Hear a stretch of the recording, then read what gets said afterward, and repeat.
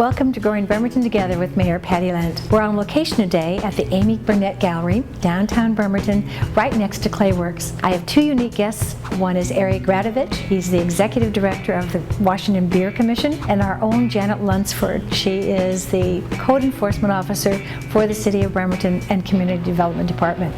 Stay with me.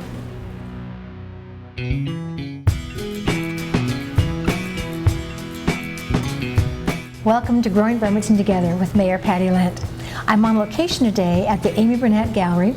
We're in an empty rentable gallery that is next to Clayworks, and behind me sits all of these outside and camping pictures that our different elementary schools have provided for this art. My special guest is Eric Radovich. He is Executive Director of our Washington State Beer Commission. Yeah. And welcome. Thank you so much for having me. Now tell me, first of all, a little bit about you. You grew up in Seattle. I did. Seattle native, 50 some odd years. Grew up in Seattle and moved to the north end of town, the shoreline area, as I grew up and went to high school. And aspired to be Dave Niehaus, a radio play-by-play broadcaster. You can probably hear a little of that in my voice. Your voice is perfect for radio. Yes, and my face too. But I ended up in public relations and marketing, first with the Seattle Mariners, and then with Seafair, and now with the Washington State Beer Commission. Now, how long has the state had a beer commission? The Beer Commission was initiated in September of 2006. It was designed to be a promotional and marketing component. It's actually an agricultural commodity commission because we grow so many hops in the Yakima Valley and Moxie here in our state, and Moxie, you know the area. Not to mention the barley and wheat that's grown on the Palouse on the east side of the state. 75% of the hops grown to make beer in this country are grown in the Yakima Valley, and most people are not aware of that. But the Beer Commission is an agricultural commodity commission tasked with promoting in Washington all of our Washington State breweries. What's exciting, my husband's family brought some of the first hops here. His mother's grandfather, the Carpenters, and at one time in Moxie there were about 700 different hops grower, and now there's about 6.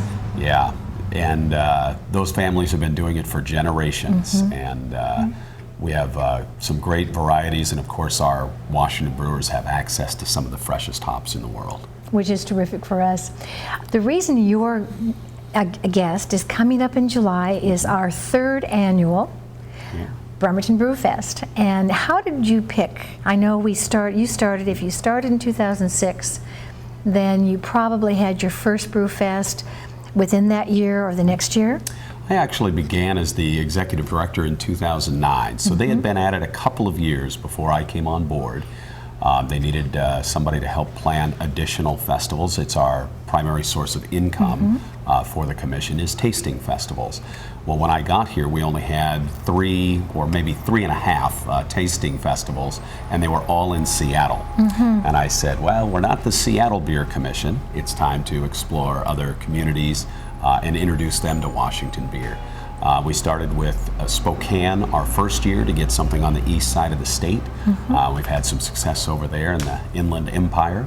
And next up was Bremerton to get something here on the Olympic Peninsula, our West Sound folks, and also bringing in our South Sound folks into and featuring them at this festival. So we had tremendous success the first year, as you'll remember. In fact, we ran out of beer, which is the worst thing you can possibly do at a beer festival, is run out of beer. So we learned some lessons. Ready for year 3. We already have 27 breweries signed up to pour right here on Pacific.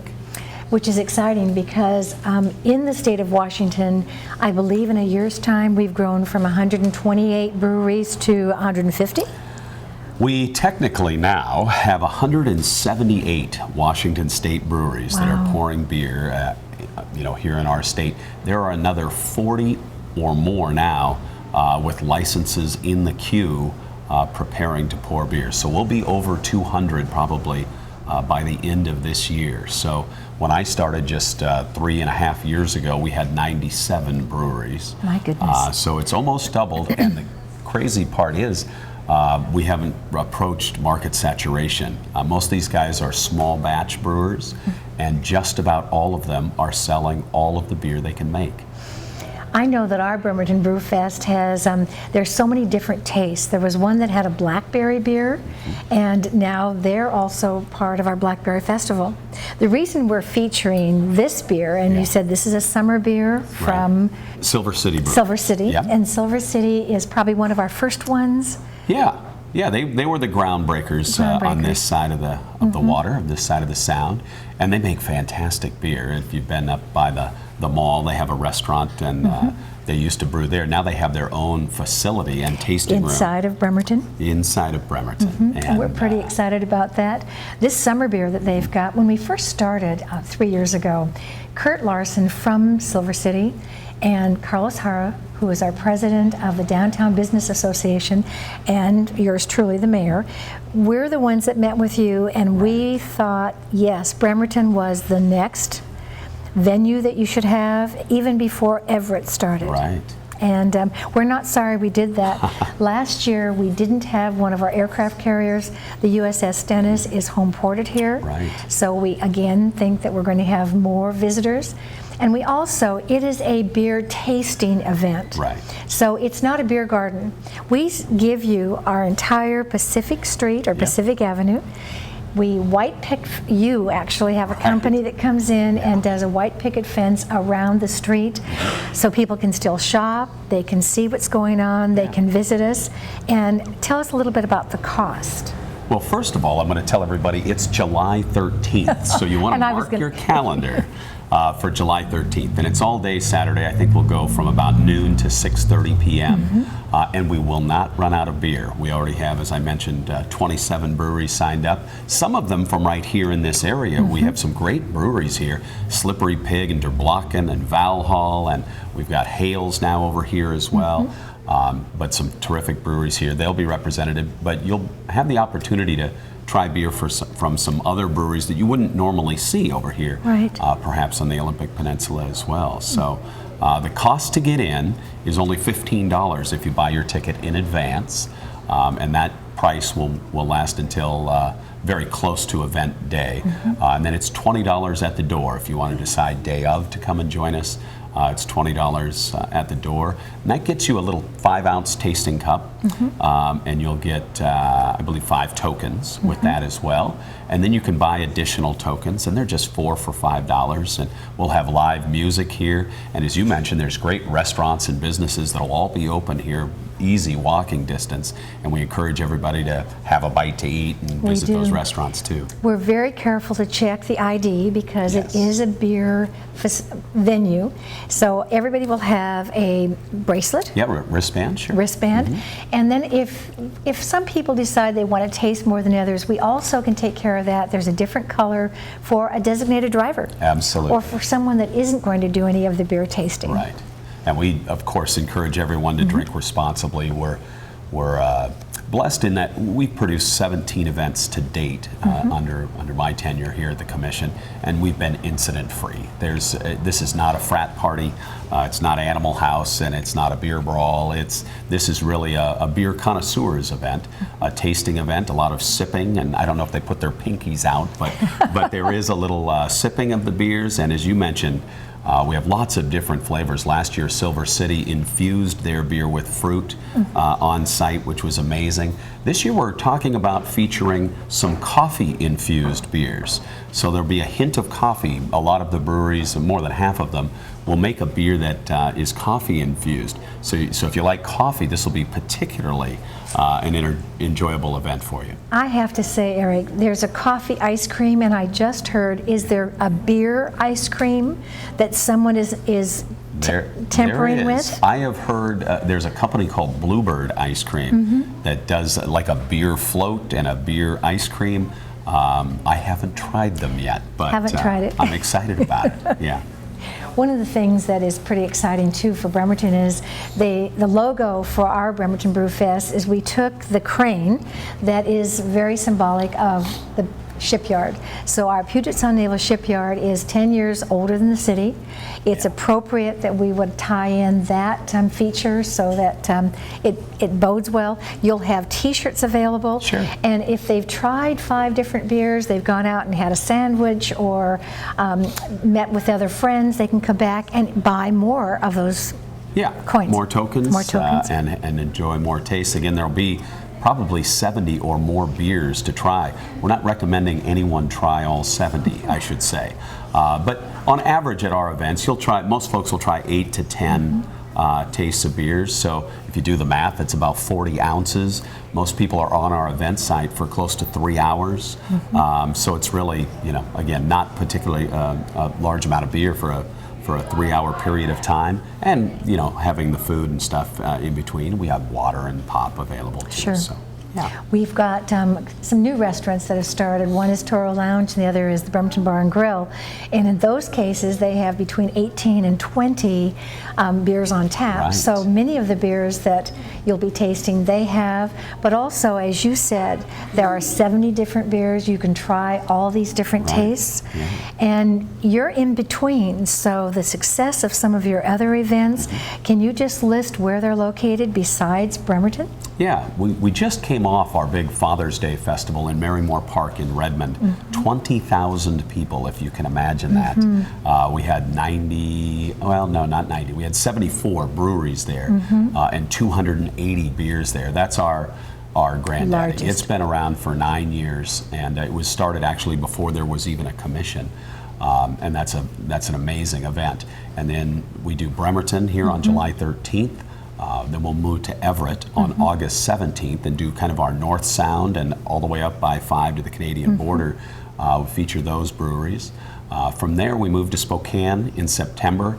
Great time of year to be in Eastern Washington, and it's hop harvest time, and that's a great event in Spokane the last weekend in September. And then we're back in Seattle. We'll do a winter beer festival that we're growing this year. It'll be at Magnuson Park, but indoors on the first Saturday in December.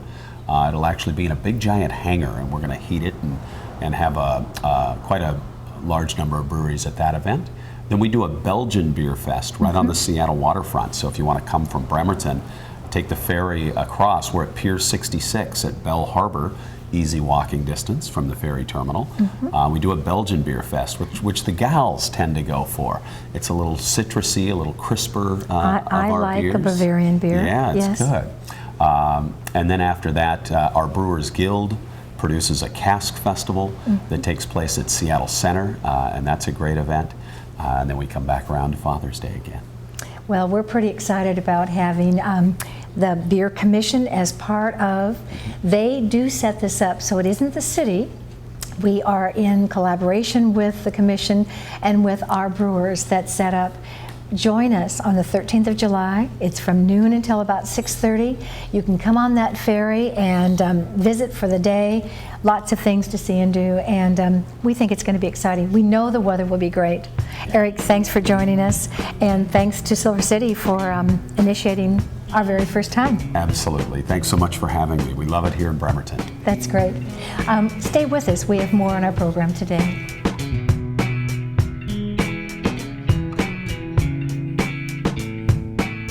Welcome back to Growing Bremerton Together with Mayor Patty Lent. We're on location at Amy Burnett's Gallery next to the Clay Works, and today happens to be a busy day with students roaming through our streets as well as all the different galleries, so we'll have some background. My special guest at this segment is Janet Lunsford, and she's been with the city for 25 years. We're going to learn more about her, but most importantly, what she does for the city. Welcome, Janet. Thank you.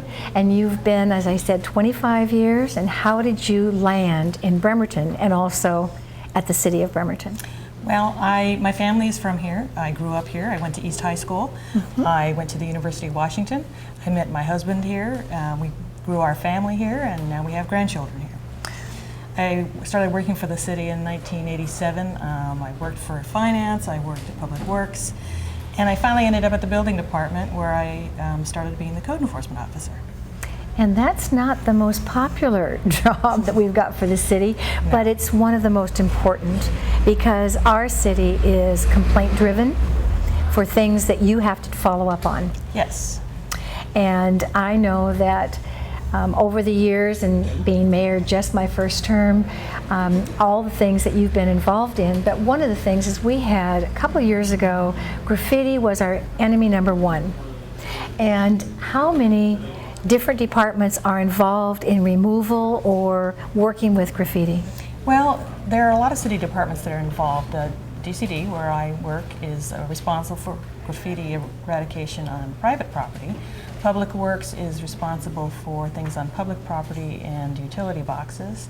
Parks does eradication on parks property, and the police department is keeping track of where all the graffiti is located and who might be responsible for it.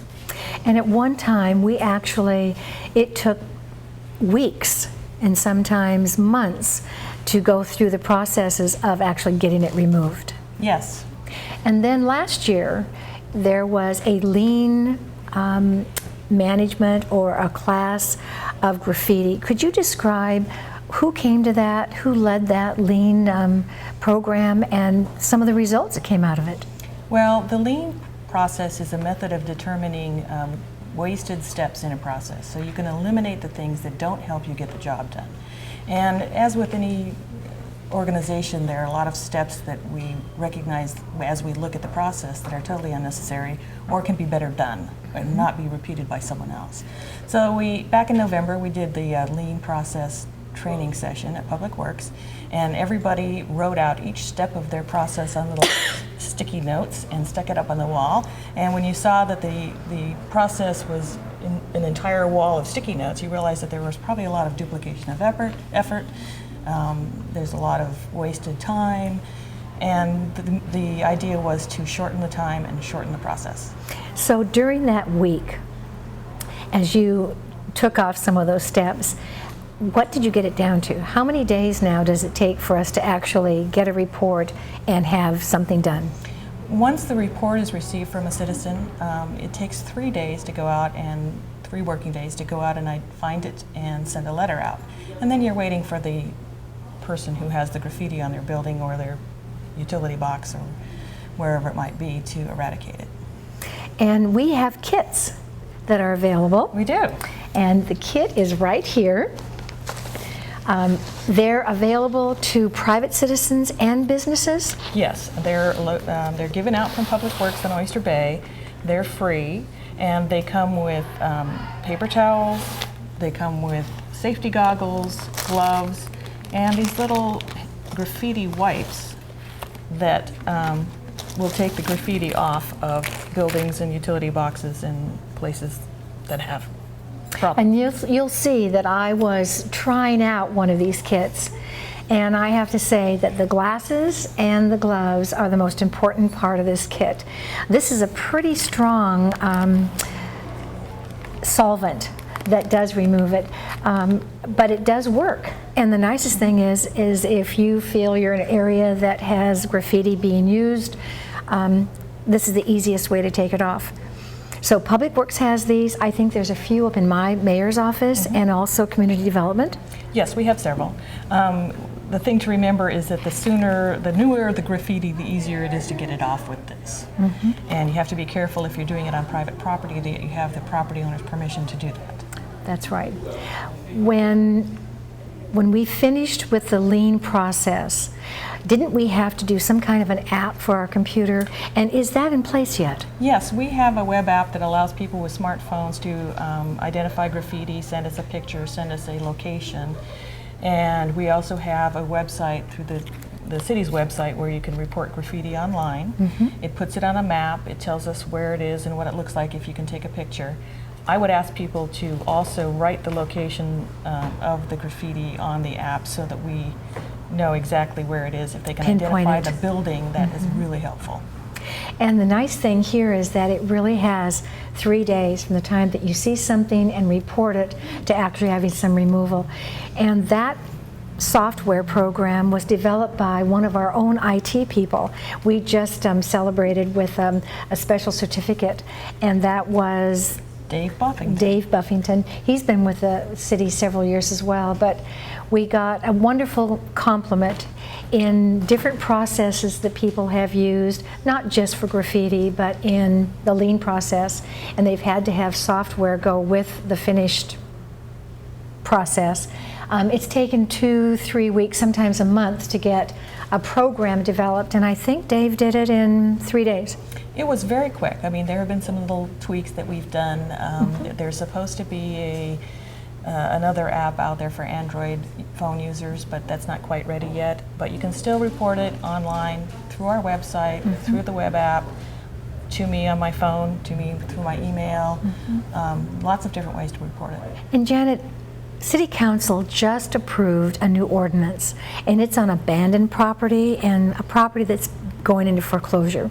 Can you tell us what that means and how your job is affected by contacting these building owners?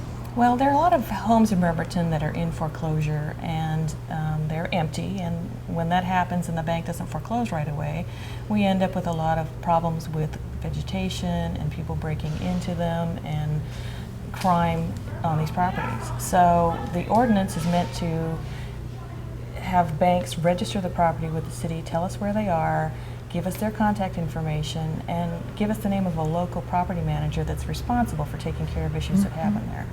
So if out of town, someone in California owned a house or a bank owned it, they'd have to have a local property manager? Yes, someone that we can call any time of the day or night, and one of the provisions of the ordinance is that the property has to be posted on the outside with the name and phone number of that person. So if the police end up there in the middle of the night, they know who to call, and we can get problems taken care of right away. And that's a free service. So we have an app or a software program that everyone can register these properties. And if they don't, what's the penalty? Well, the penalty for not registering or not maintaining the property in the way that the ordinance provides is $1,000 plus $100 for every day. And that can add up really fast.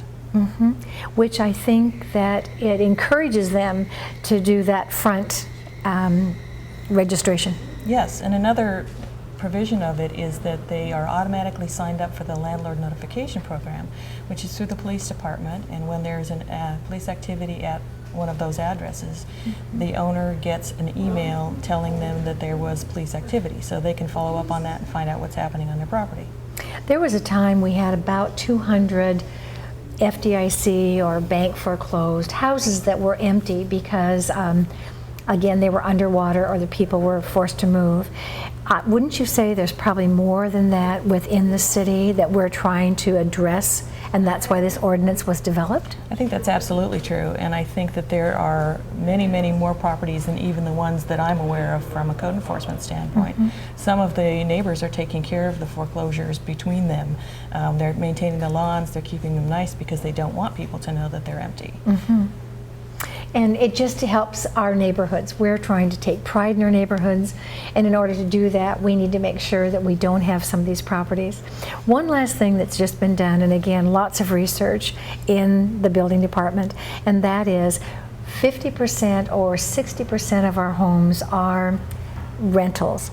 And so, not to penalize a landlord, but we wanted again to maintain these properties in a better condition. And so what's the ordinance that was again just passed by City Council? It's the rental property registration ordinance that requires landlords to register all of their properties, get a landlord license for $75 a year, and register all of their properties so we know where they are and we know how to contact them. And the same thing applies. There's no extra fee at the beginning, but it does, isn't there something that they have to certify or at least let you know that the properties are in good condition? They have to certify that their properties meet the provisions of the Landlord-Tenant Act with regard to the safety of their tenants and that are habitable houses. If there's a problem later, then we can go through the hearing examiner process to rectify the issue. But at the beginning, you list your properties and you just make one declaration that all of your properties are in compliance with the Landlord-Tenant Act. One nice thing is that we actually brought in many landlords as well as your department. We had legal. We wanted to take and make sure that we were doing something that was people could live with that it wasn't an onerous, and it had also input from all the stakeholders. So what a wonderful way to take and make a law that's going to be easy to live by and also benefit the city. Yes. So you've seen lots of changes in your 25 years, and in all the code enforcement. Do you think this is going to make your job easier, or not quite, where you seem to be the bad guy? Now you're working with all the things that you have teeth to make it work, and it's an easier thing, I believe, for the letters that you have to send out and for the enforcement that you're responsible for. I think it will be, particularly the abandoned property ordinance will be really helpful for me because I'll know who I can contact. And sometimes it's hard to get to the right person at a big bank, but if they have someone local, it will be much easier to deal with these problems. And you've got letters going out very soon. So job well done and mission accomplished. Janet, thank you for being with us. We've talked about graffiti, we've talked about the 2 new ordinances that are going to make our city in Bremerton and all of our different neighborhoods bring pride back and have a new look for the coming years. Thank you for being with us, and we'll look forward to seeing you next time.